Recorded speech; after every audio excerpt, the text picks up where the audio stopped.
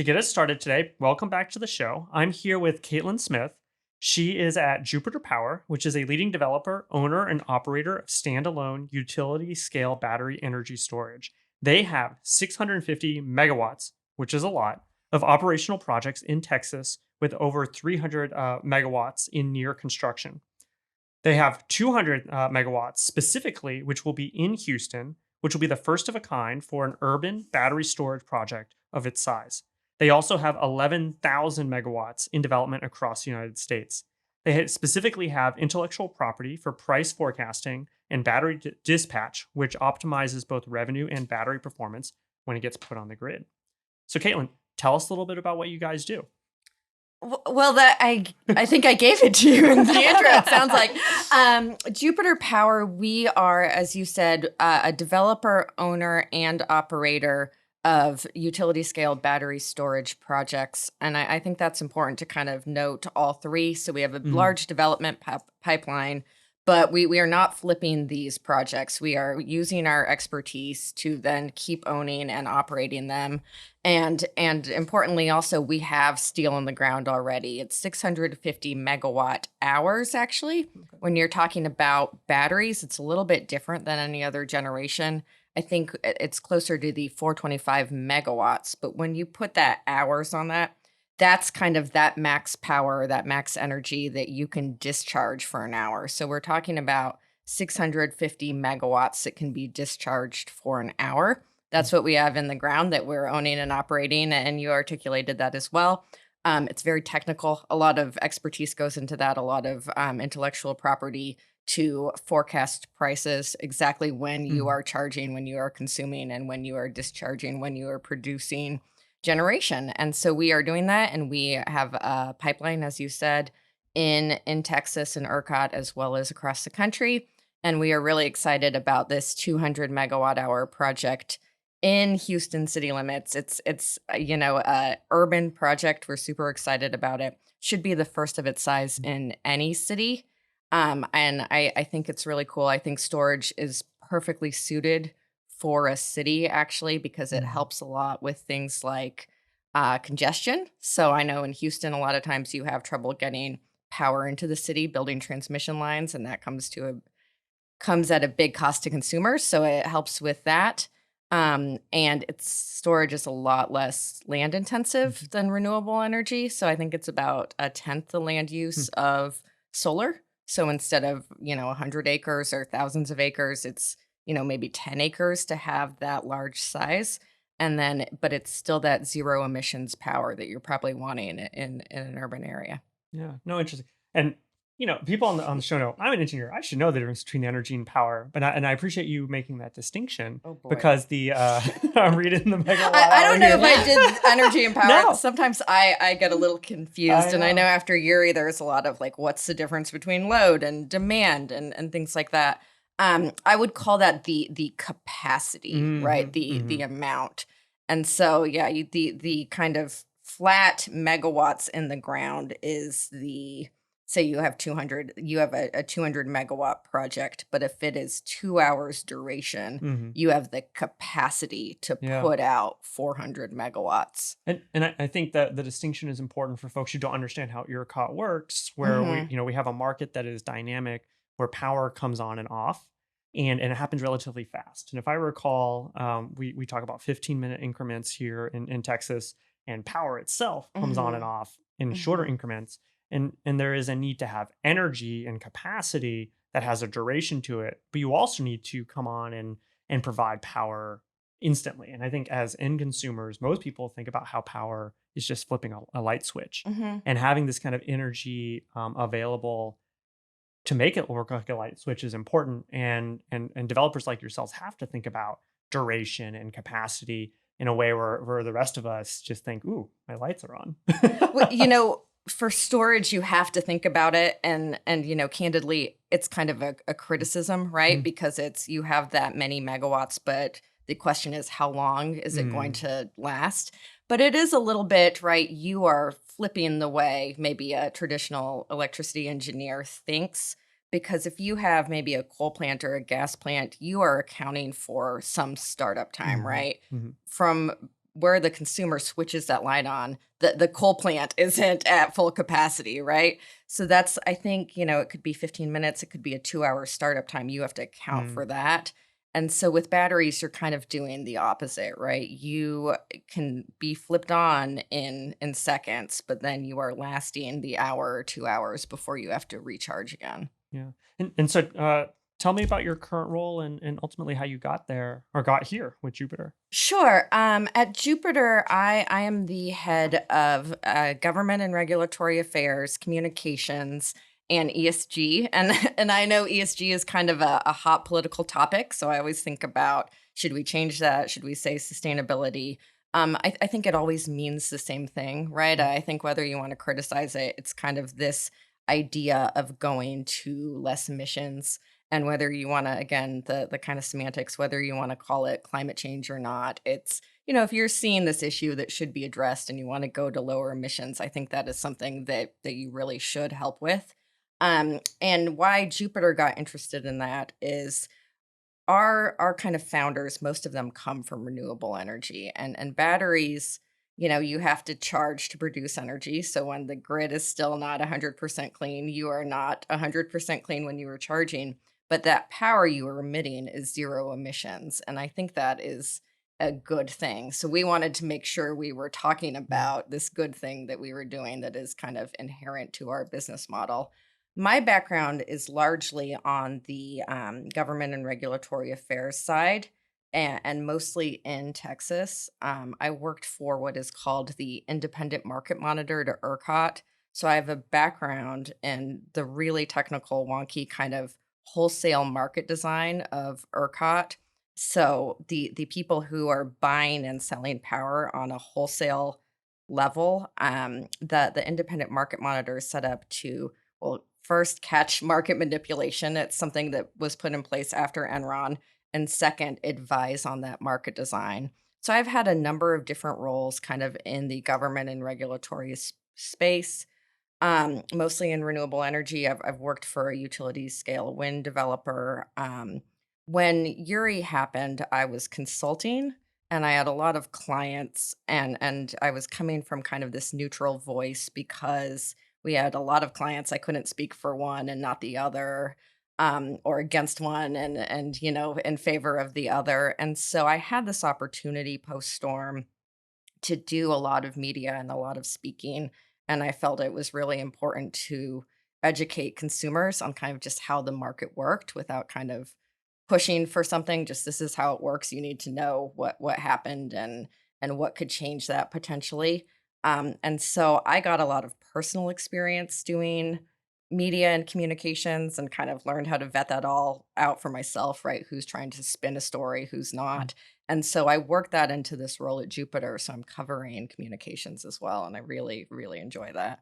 And we've had a lot to communicate about. We have that 650 megawatt hours in the ground, and that is 6 operating projects. So 3 are smaller and 3 are bigger. We also closed a debt financing on that portfolio, which was kind of a first of kind financing for that technology. So I've gotten to put a lot of press releases out for Jupiter, which has been really fun. Amazing. So I appreciate so much every single thing in your history and every single thing that you just talked about. I am a policy person and a former comms person. Yeah. So that is so important when we talk about climate and we talk about the energy transition, especially in Texas. Mhm. And so we need more people who are out there bringing all of those things together, right? Engineers and finance bros, bless them.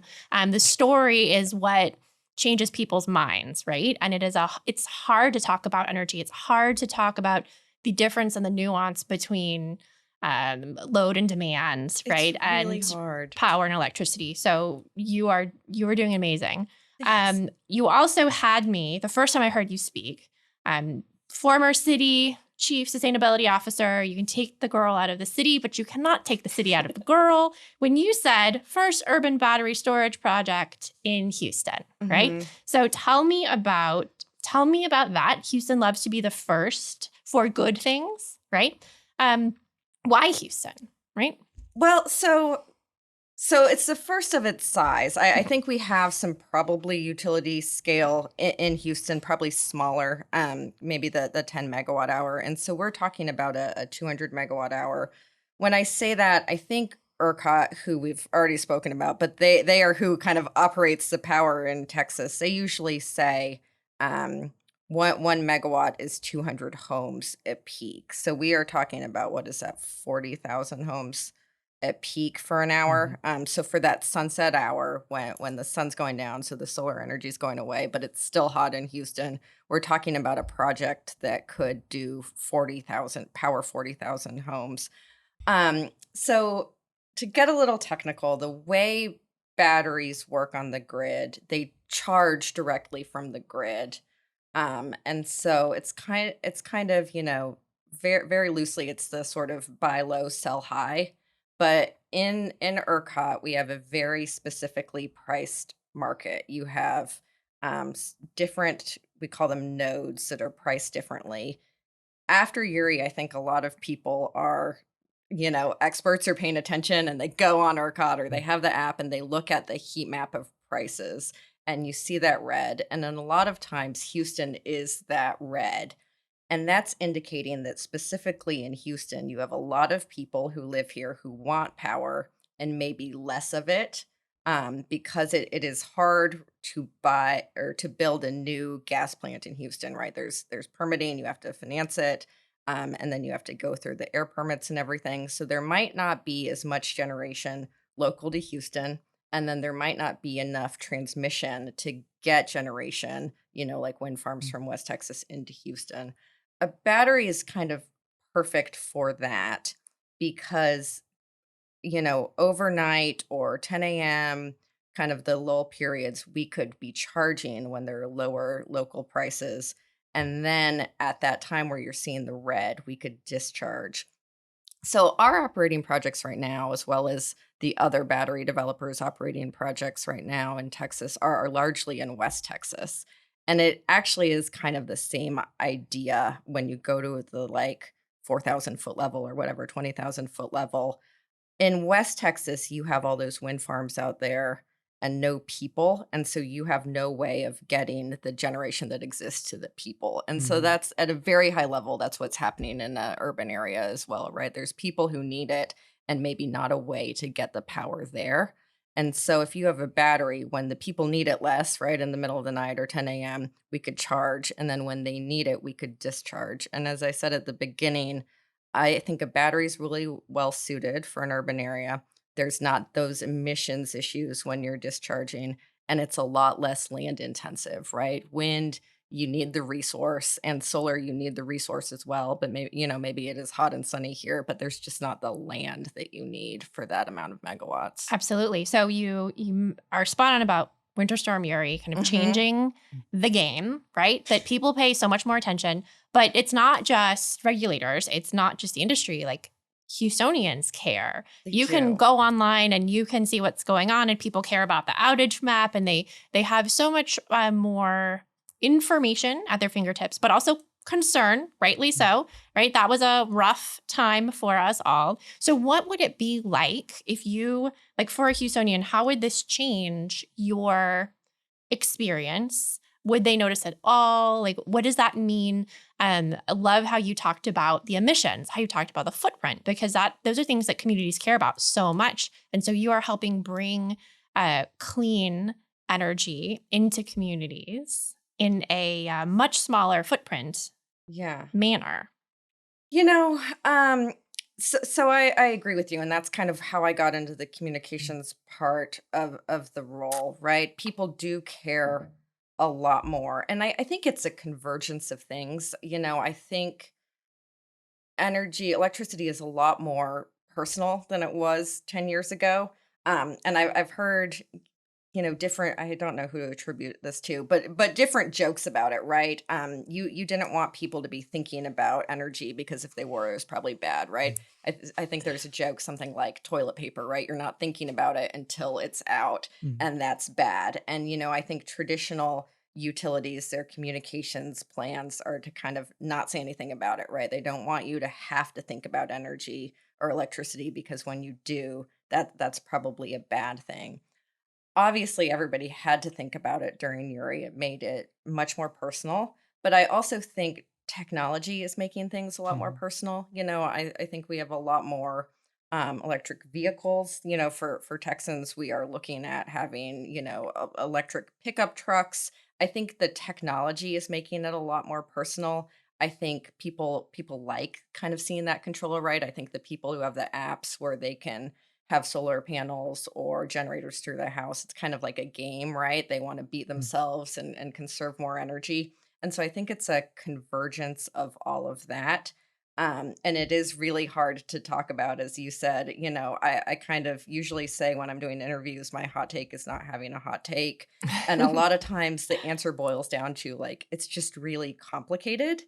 And so I respect, people like yourselves and journalists who try to explain it. And that's going to be my answer to your ultimate question. The people who experienced Uri, how is this going to change things for them? It's really complicated. I think it is a good thing for Houston because I think it fits into the resiliency and sustainability plans because of that zero emissions and because it's something that can get done really quickly, right? We are, I think, through permitting and we are close to construction, but we could have this project and aim to have this project online by the end of next Mhm. year. So it's a lot faster, and I think that resonates with people to see, this is enough power for 40,000 homes, and it wasn't here during Uri, and now it's here.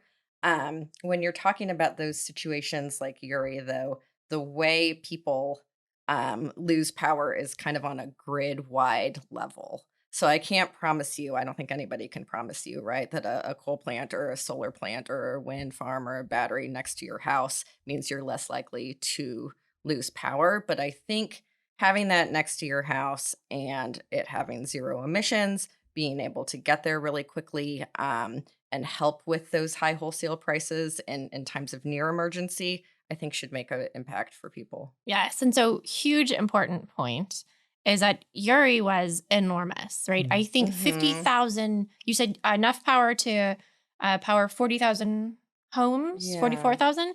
I think 50,000 homes in Winter Storm Uri alone had their pipes burst. So they essentially flooded from the inside. Yeah. So there is no silver bullet. There's no Mhm. one thing. It's like, oh, you have a battery now. That's not going to happen. And it was a very long issue. So what I think I'm hearing from you and what I really appreciate about this is like it is part of the solution, right? It is part a puzzle piece. We need a lot of puzzle pieces. Yes. There are many, many, many more homes in Houston, just like you said, Yes. and because of the complexity of the grid, just because you live next door to something does not mean you have power.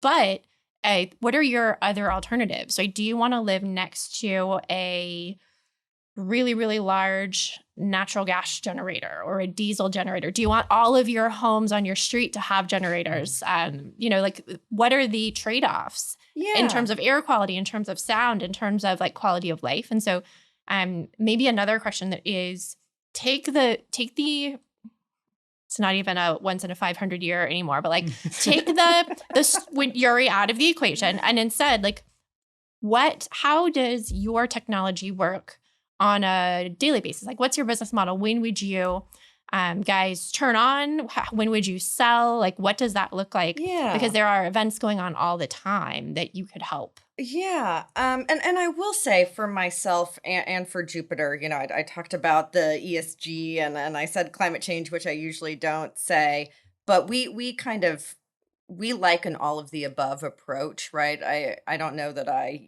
love my coal Mhm. plant or love the existing coal plants, but we agree with you'll probably need natural gas as part of the solution.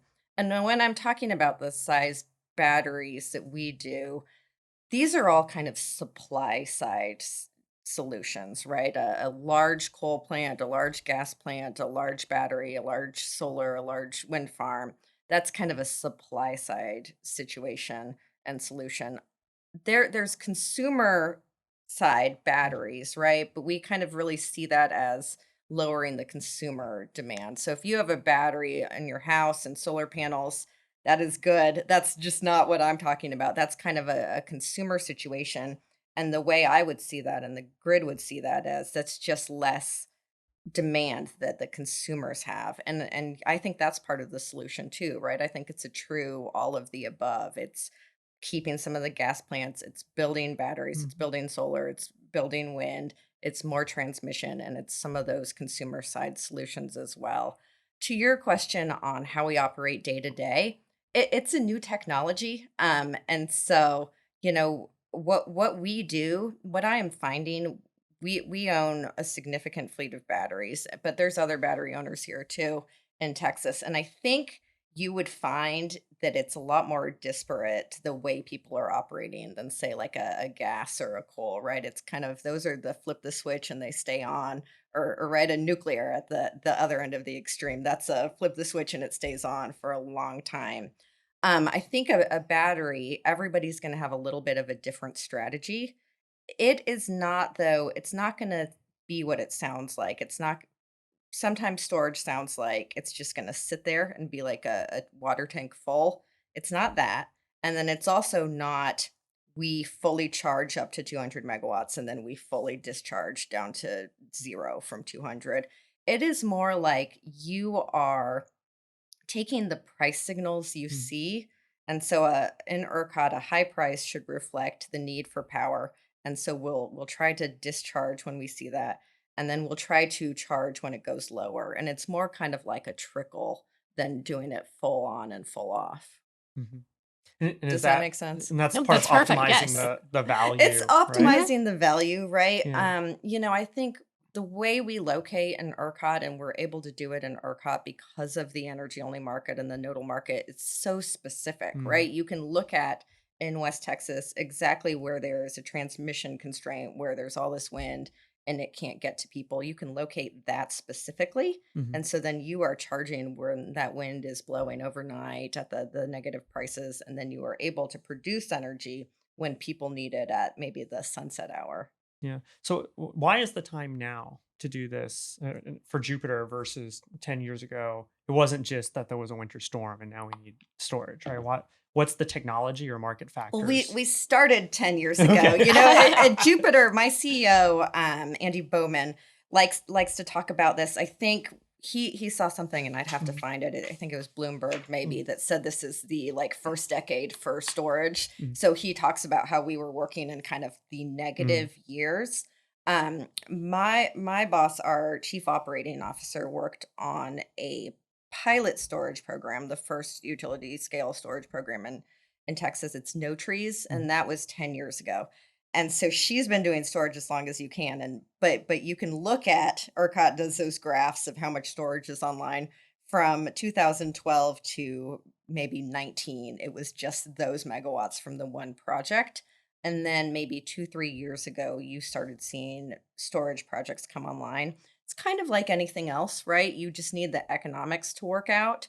Standalone storage before the IRA was a little bit trickier to finance, because you did not get an ITC for standalone storage. You could get one if you co-located with solar, but you had some requirements to charge from that co-located solar. And so you would finance that co-located storage and solar more like a regular solar, and you could do a PPA. With storage in ERCOT, you really weren't able to do PPAs as much. It was more kind of uncontracted and merchant. And so you were banking on the fact that you would be able to use those price signals in ERCOT and your very sophisticated Mhm. intellectual property, if you're us, to see when those prices were high. And that helps you not only with your revenue, but that indicates when customer need is. And Mhm. that's the really cool thing about the ERCOT energy only market. So it's not now, it's 10 years ago.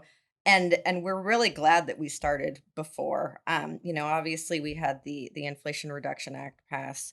And so I think a lot of people are looking at storage and saying, well, it is now, Mhm. right? Maybe they could only think about financing it if they were solar plus storage before. And now they're like, okay, cool, we want to get in on this. But maybe they don't know how, because it's hard for some people to wrap their minds Mhm. around. You have to charge and discharge. So we're glad we had already started. In non-Texas places, sometimes the development is a little bit harder. You're in a queue for the Mhm. ISO because of the kind of cost allocation issues. So we are lucky that we were ahead of it. We have really good queue positions. We have, permitting in different places. We have really good relationships already with our suppliers. And so that puts us in a position where we already know how to build standalone storage. But the IRA has these other things like, a bonus for domestic manufacturing. We know what we're doing. We can commit to buying capacity and we have existing relationships. So we can work with suppliers and say, hey, bring some domestic manufacturing here and we will support that because we know that we are going to build these projects. We're far enough along and we'll commit to buying that manufacturing from the US. And so that I think that puts us in a good position to be a leader in that way. So talk more about the IRA because so many Okay. people are excited about this in a way that we haven't been in a long time. In terms of technology, deployment, in terms of clean energy. It's like the clock has been set. We have a set amount of time to use this money, and everyone is trying to figure out how to do that. And so you just explained how your company has been doing this for a long time. And so Yeah. you suddenly found yourself like in a really good spot, right? Yep. How does that change your viewpoint? So you talked about supply chain and domestic manufacturing. Also, energy communities are a big focus as well of the Yeah. IRA. And so I think all of Texas is probably an energy community, definitely Houston. What does your horizon look like now, and how has the IRA changed that? I don't know that it has changed our immediate development plans. As I said, we figured out how to do standalone storage in a way that we could get steel in the ground. So we were looking at opportunities where there's a lot of renewables, maybe, and no way to get it to consumers. There's some congestion and so, like I talked about how we could help with that in Houston and West Texas, we were looking for opportunities like that across the country. And we went ahead and got those queue positions in the different ISOs and started our development with the land and the permitting and everything. And we have those relationships from bringing 6 projects online already. And so we'll continue with that. It de-risks the portfolio a little bit, right? It's a lot more options for financing and for revenue, right? Before maybe it was uncontracted and you were really having to operate in certain ways. And now maybe it opens the opportunity for more contracts. The other thing that we talked about at the very beginning of this is the limiting factor on storage is that duration. Mhm. So hopefully it opens the door for longer duration storage. I know everybody would love to see, 8 hour, 72 hour, seasonal batteries. So we're hoping that that really opens the door for us to provide longer duration. So another question that you just made me think of, Mhm. how do you think about innovation in terms of new technology that's coming available? Like you said, batteries themselves have come a long way.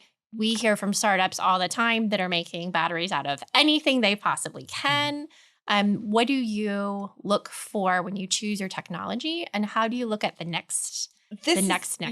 This is a little out of my depth, Mhm. but we do have that expertise, right? I think we are really lucky at Jupiter to our founders and our leaders are people who have been doing storage, as long as it has existed, right? We think it's the start now, but we have people at Jupiter who've been working on storage for 10 years. And I know even before the IRA, the technology was changing really quickly. I think our chief technology officer told me that each new project we bring online, he's usually looking at a new type of technology because the last one, even if it was 6 months ago, is usually already outdated or discontinued. We have a we have we're a young company and we have very young personnel, which I think Mhm. you could Mhm. appreciate too. And so they are looking kind of at everything, right? We're looking at hydrogen, we're looking at the different chemistries of different batteries. And I think it's just keeping an eye on all of that, keeping an eye on what I do, right? The different regulations, what there's incentives for, and then keeping an eye on what consumers want and what they'll pay for it. And you have to just have all those meet. So if you were to the startups out there who are listening, right? I mean, Uh-oh. how would they get in touch? Definitely keep an eye on the regulations, right? Because that right now can be the golden ticket, Yeah. right? Mhm. But what would your message be to them? To the technologists. Yeah. Oh, I don't know. Do good No. things. Do good things. Yes. Okay. Do good things. Yeah. I think I don't know if I'm the right person for this question. Because I think, if you are a technologist or entrepreneur, I think you have to have, I'll call it, some healthy Mm, optimism, mhm, right? mhm, You have to really believe in something. And I think I tend to be a little bit more on the practical side. And I think that would be what my advice would be, right? I think it is so cool to hear about different technologies, and there I've been to lobbying days where people are talking about new lead mhm, acid batteries. I think it is really good to be aware though of exactly what it takes to get that to commercialization, right? Because I think you can start talking about it in a lobbying or a communication sense, but I think you need to have a clear idea of what incentives or, mhm. or what conditions you're going to need to get that to not your cool idea, but to something that is commercialized, right? Something that makes sense for people to pay for. So you are a policy entrepreneur, right? You I have like helped that. bring all kinds of things forward. And talking about energy storage in Texas and ERCOT, I'm sure has been challenging at times. Bringing things forward after Uri, where everything was Yeah. going 50 miles an hour, 50 million miles an hour. Everyone's trying to put their ornament on that Christmas tree during session. So, talk a little bit about how you have helped move things forward, what that's like. Well, I like policy entrepreneur. Hmm. I have another stakeholder who works for a company that has a large battery, and he always says I do grassroots advocacy because I really like to coalition build. You're right. After Uri, things changed a lot. I was kind of surprised though at how much things also stay the same. I've been working That's a whole in other yeah, story. I've Yeah. been working in the Texas Yeah. policy market, right, or policy arena for 10 years, and we've heard the same conversations come up before, right? We've heard, we need more transmission. We've heard we need, some kind of capacity payment for generation. And so a lot of the arguments we've heard before, and I was kind of, so it's kind of surprising how unsurprised you are, right? Things kind of do stay the same. For batteries specifically, we just kind of like to make the point on how much this has grown since Uri. During the storm, I think we had 200 megawatts of batteries online in ERCOT. So going back to that, 1 megawatt is 200 homes at peak. That is, I guess, 4,000. Or no, that's the 40,000. And for reference, right, that Houston project I'm talking about, Jupiter bringing on is that size. So that's what we had total on the grid during Uri. About a year after that, when we were looking at kind of our smaller winter events last February, we had 2,000, so 10 times that online. Right now, I think we have closer to 3,000 Mhm, online in ERCOT. So it's really just growing.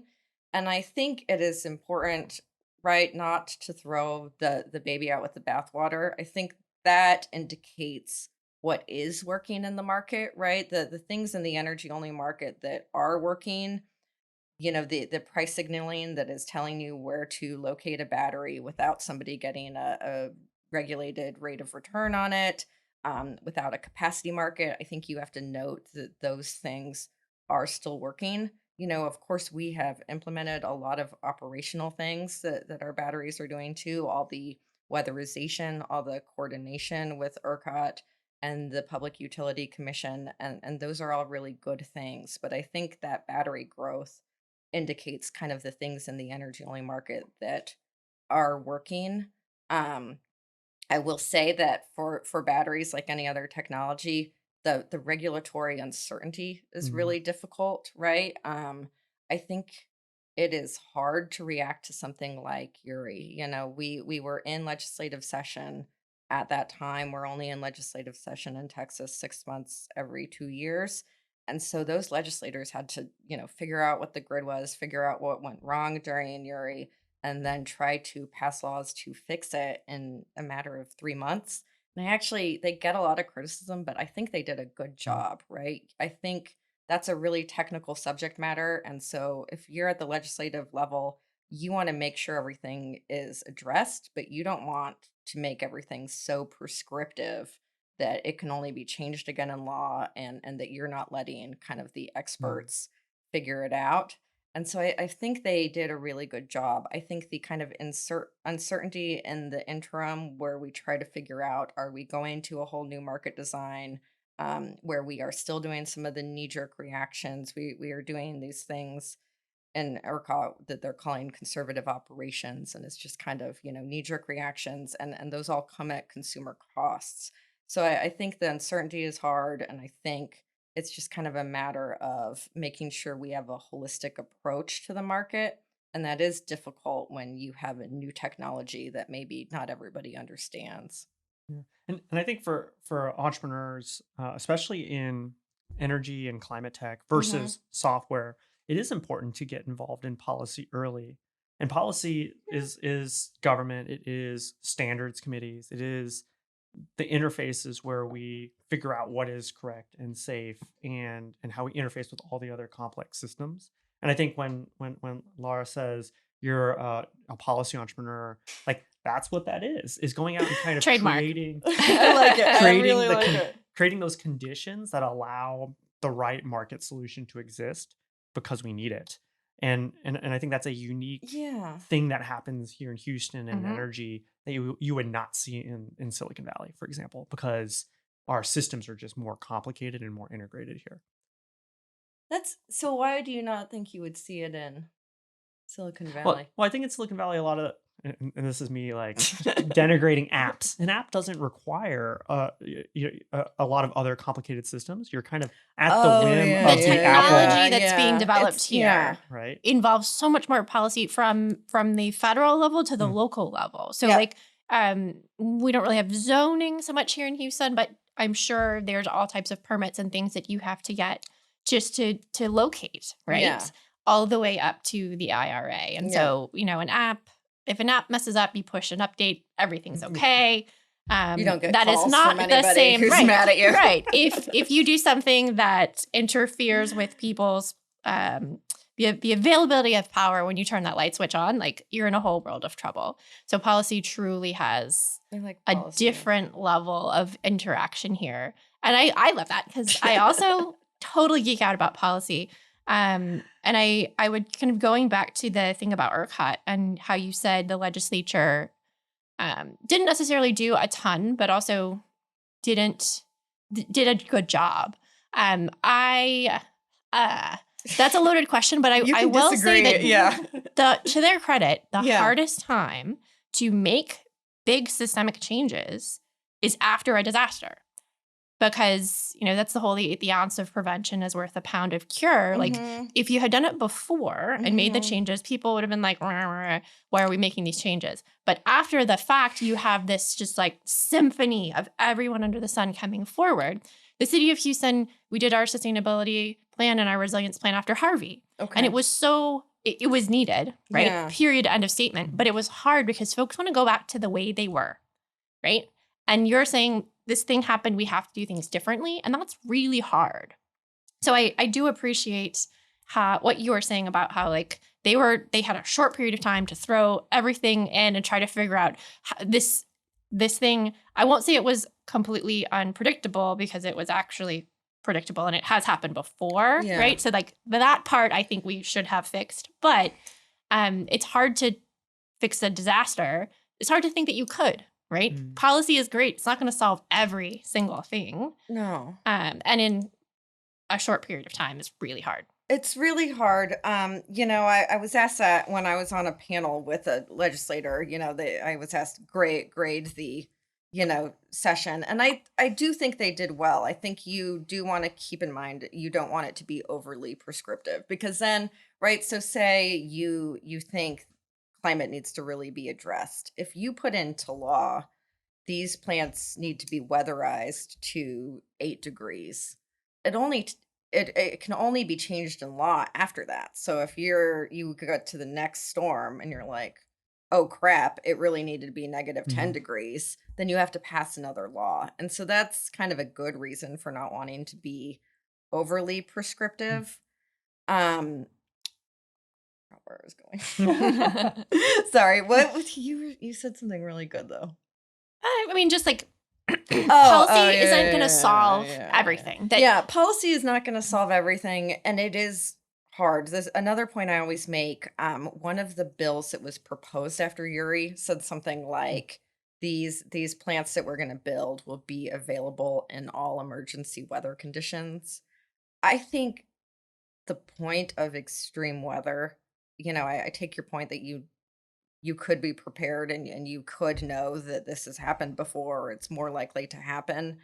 The point of changing climate and calling something extreme weather, I think, is that you don't know what it's going to Mm. be, right? I don't think it would be extreme. If we sit down right now and we're like, we think it's going to be within this range, it's not extreme until it's out of that range. Mhm. And that is always going to happen.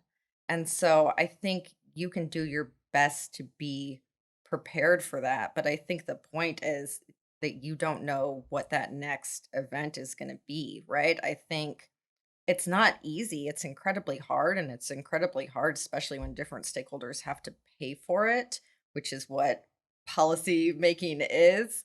But the policy, right? You want to look at what happened, and you want to look at how it can be addressed, and how it can be addressed in a way that works for the most people and provides the most reliability and is also affordable. But you don't necessarily know what that next challenge is going to be. And I think that that is really tough, right? I think people always want to ask, is the grid fixed? Are we ready for another Uri? And you just can't know, right? You could do all the policy measures you wanted. You could have a blank check, but you still don't know because you don't know what the next Mm. event is going to be. absolutely. And that's where getting back to the technology side of things, like I love policy and I can geek out on that. But if you don't have the technology, if you don't have companies like Jupiter Power Mhm. that are actually doing things, right? That are Mhm. taking that policy, putting it into action, putting stuff in the ground, sending electrons to the people and the places Mhm. that they need to go, then we're going to just have more and more events like this Yeah. happening. So, final thoughts after our amazing conversation, and I really could keep talking about this for hours. Like, what would you want to leave our audience with? Is there any message? Is there any way that we can help you? Oh boy. So I want to leave them with policy entrepreneur. No.